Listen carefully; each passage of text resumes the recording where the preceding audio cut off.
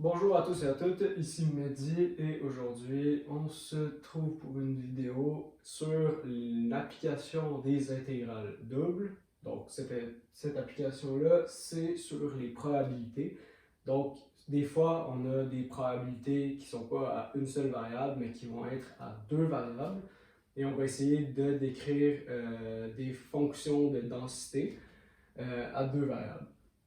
Donc ici, on a notre fonction de densité qui a deux variables, f de x virgule y, qui est égale à une certaine constante qu'on ne connaît pas, fois x plus 2y, si x varie entre 0 et 10 et y varie entre 0 et 10. Sinon, la fonction de densité est égale à 0.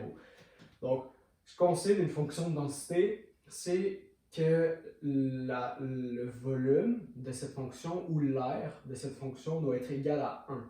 Donc là, vu que les probabilités c'est entre 0 et 1, la fonction de densité au complet, la somme de toutes les probabilités doit être égale à 1. Donc c'est pour ça qu'on va faire l'intégrale de moins l'infini jusqu'à l'infini sur chaque variable, donc en x et en y. Et tout ça doit être égal à 1. Et avec ça, on va être capable de trouver la constante C de la fonction de densité qui est ici. Donc, on commence, on écrit. Donc, on peut dire I, qui est notre intégrale, est égale à l'intégrale de moins l'infini jusqu'à l'infini. Ici, de moins l'infini à l'infini, de notre fonction, qui est C, d'une certaine constante, x plus 2y. Et là, les bornes ici sont pareilles. On va commencer, on va dire dx, dy. On aurait pu mettre dy, dx, ça aurait été bon aussi. Et là, ce qu'on sait, nous, c'est que cette intégrale-là, qui est ici, est égale à 1.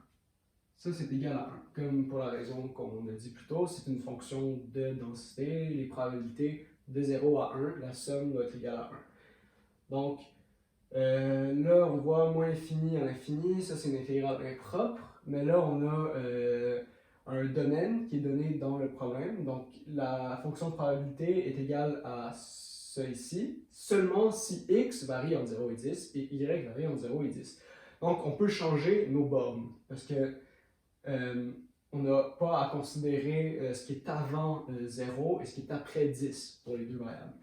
Donc on met ça ici, on va dire 1. Ici, 1 est égal. Là, on a intégrale de 0 à 10, de 0 à 10, de c, x plus 2y, dx, dy. Donc, propriété des intégrales doubles, on a une constante, on peut la mettre en avant, ce qui n'est pas nécessairement pertinent pour l'instant. Mais on va résoudre par rapport à x, par exemple. Donc là, on a, bon, on va mettre l'intégrale, on a i égale c. Là, on intègre de 0 à 10, x plus 2y. Si on intègre par rapport à x, on va avoir 1 demi x au carré plus 2xy, ici. Ça, c'est évalué entre 0 et 10. Puis il va nous rester à intégrer par rapport à y, ici de 0 à 10. Donc là, on intègre en x de 0 à 10. Ce que ça va nous donner, c'est 10 à la 200. Donc ici, on a 50 plus 2 plus 20y qu'on intègre en y. Donc dy de 0 à 10, c ici, et tout ça, c'est égal à 1. Ça, c'est égal à 1. Donc, là, on intègre par rapport à y. Ce qu'on va obtenir, on va obtenir 50y, donc c, fois 50y, plus l'intégrale de 20y par rapport à y, c'est 10y au carré. 10y au carré, et ça, on évalue ça entre 10 et 0. C. Puis ça doit être égal à 1. Donc là, on évalue. 50, 10, ça fait 500, plus 10y carré, ça fait 100. Donc là, on a 1500. C fois C est égal à 1. Donc, ça nous permet de conclure que C est égal à 1 sur 1500. Et ça nous donne notre constante de notre fonction de densité à deux variables. Donc, on a trouvé, et c'est seulement ça la réponse, donc c'est assez simple.